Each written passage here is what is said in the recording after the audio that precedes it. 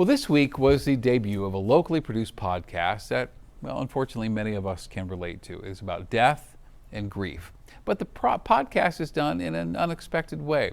Denver 7's Colin Riley reports that the first episode coincides with a day of deep meaning for the host.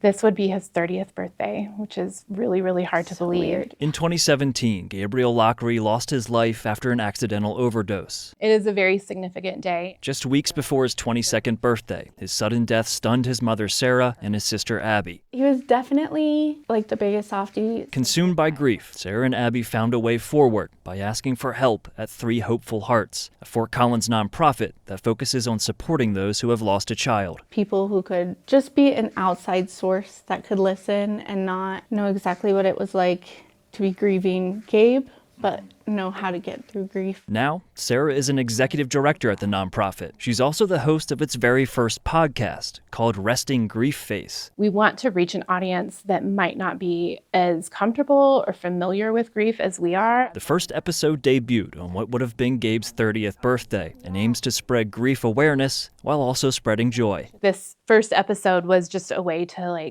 introduce something kind of funny and silly, but also the heavy grief or the heavy subject of grief. Humor is a big part of Sarah and Abby's grief journey, a journey they say never ends, but gets easier. And I realized I miss talking about my brother, and it doesn't always have to be talking about how sad I am to be without him. Sometimes it's just happy childhood memories or a funny thing that happened. I could be sitting there crying and he'd be like, I'd turn around and he's mooning me or something. Not too long ago, I was just thinking about him and thinking, I wish I had a sign that he was just somewhere doing amazing. And I looked at the clouds and I am dead serious. It was a butt. It made a butt.